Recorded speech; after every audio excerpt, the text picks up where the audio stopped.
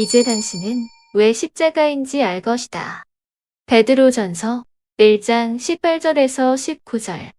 여러분은 조상으로부터 물려받은 여러분의 헛된 생활 방식에서 해방됐습니다.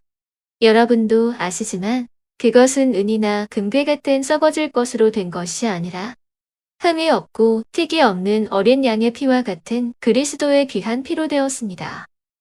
우리는 어린 양의 피로 구속받았네라고 노래합니다.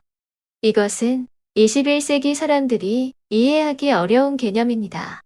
그러나 이것은 십자가에서 일어난 사건의 의미에서 빼놓을 수 없는 것입니다.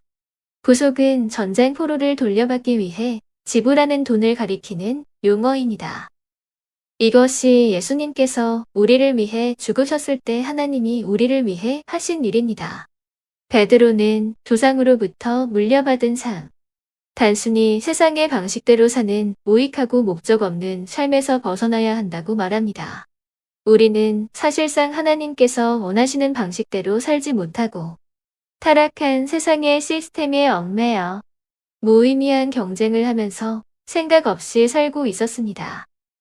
누군가 우리를 이러한 헛된 생활 방식에서 구해줘야 했습니다. 왜냐하면 이런 생활은 결국 죽음과 하나님의 심판을 초래하기 때문입니다. 그렇다면 우리가 어떻게 구속받을 수 있었습니까? 이 세상에 그 무엇으로도 우리의 자유를 살 수 없었습니다. 은이나 금이나 세상의 그 어떤 것으로도 불가능했습니다. 오직 한 가지만이 우리를 구속할 수 있었습니다. 베드로는 그것이 바로 예수 그리스도의 귀한 피라고 말합니다. 우리가 옛 생활 방식과 그 결과로부터 벗어나는 유일한 방법은 희생, 즉 하나님이 받으실 만한 대체물을 찾는 것이었습니다.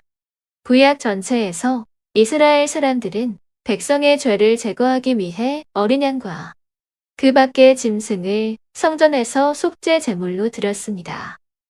이러한 모든 제도는 궁극적인 어린 양이 되실 주 예수 그리스도의 오심을 고대하게 했습니다. 그분은 완전하고 최종적인 희생, 흠도 없고 점도 없는 어린 양이 되실 것입니다.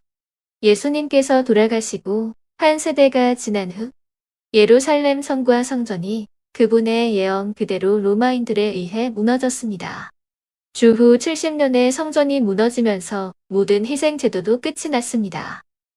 그때부터 지금까지 그곳에는 성전이나 희생 제물을 드릴 장소가 전혀 없습니다. 그러나 사실 제도도 장소도 필요가 없습니다. 왜냐하면 예수님께서 마지막 희생 제물이셨기 때문입니다. 예수님께서 그분을 믿을 모든 사람의 죄값을 단번에 지불하셨습니다. 그분은 우리를 구속할 값을, 우리를 자유하게 할 값을 자신의 피로 지불하신 것입니다. 이제 당신은 왜 십자가인지 알 것입니다. 그리고 그것을 나눌 수 있을 것입니다.